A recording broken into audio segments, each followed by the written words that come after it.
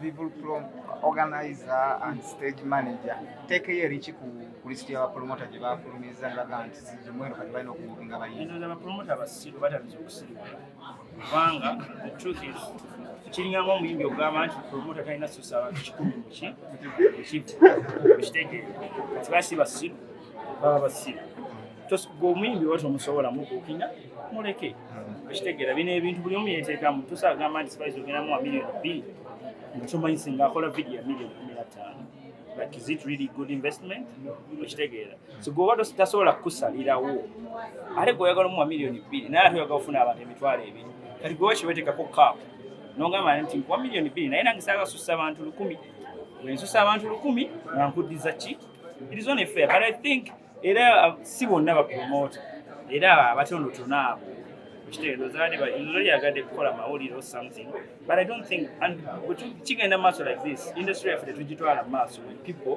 start saying stuff like that ekitegeera gw'omuyimbi mulekeyeera mule naawe omugambe munaye oba okyajinga million 10 esiita abayimbi bangi tulinga nnyanja Spice wakusera gende wa Paraso wakusera gende wa Kamini bonna ba offering ekintu kyekimu myezi ekitegeera at the end of the day Spice balekera okubeera Spice togenda muko je bali abayimbi besitagenda kwogera tebakyali nnyo ku demand era tebakyabakubira masimu naye nga bapromoter abakolamu amamotoka ababakubamu ki so to me I feel artists should come up and start investing in their concerts. Do they have the authority of take out price tag? They don't have that authority.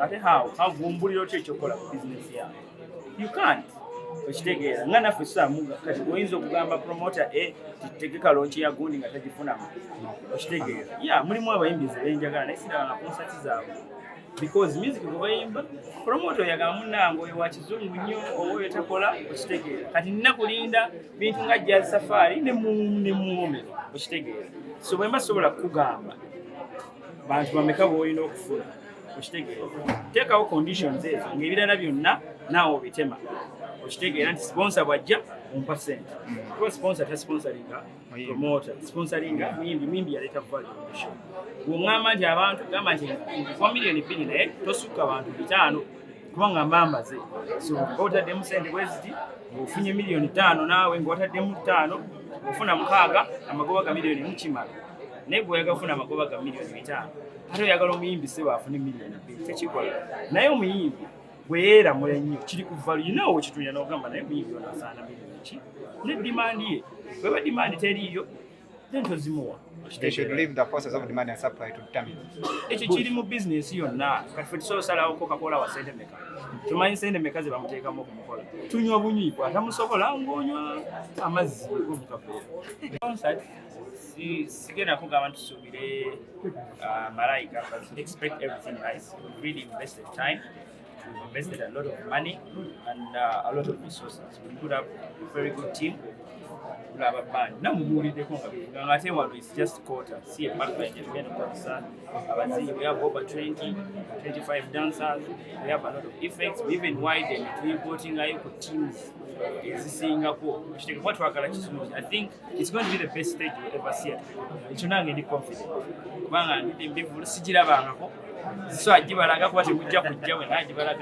I think really Spice has gone that extra mile to put up the best.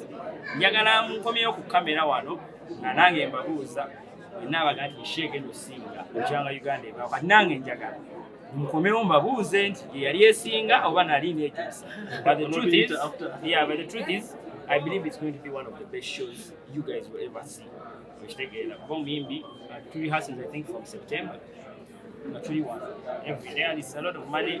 All of our rehearsals are spending almost 600,000 facilitating our dancer about band it's really expensive. If you want to promote our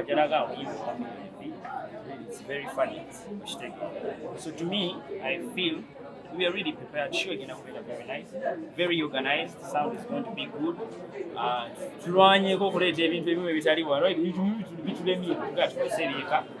going to have all aspects, very traditional, very foreign.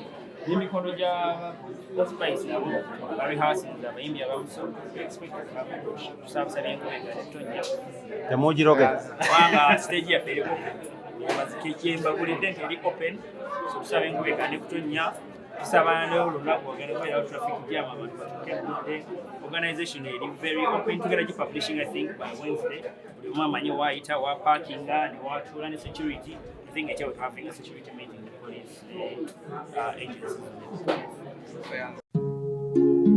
Oyagala omukolo gw'ogwenjawulo gubeere n'ebijjukizo mu nnyumba yo? Kankwanjulire ba King Montage Photo Studio. Ffe bakafulu mu kkuba ebifaananyi n'okukola video. Olina wedding, birthday party, kukyala, nika, baby shower, photoshoot oba music shoot na buli kimu kyonna ky'oyagala. Ffe tusobola okuwa ebijjukizo ebirungi eri ebirooto byo. Ate nno mwana wattu kusintiiza omuntu wa bulijjo. Tusange Bannankulabi ku Bitaala ku Prime Tower Level 3 Room D04. Okumanya ebisingawo tukubire ku nnamba zino: 0702 104 125 oba 0755 311 731 oba 0777 223 405. King Montage Photo Studio. Ffe tusobola okuwa ebijjukizo ebirungi ate nno mwana wattu kusintiiza omuntu wa bulijjo.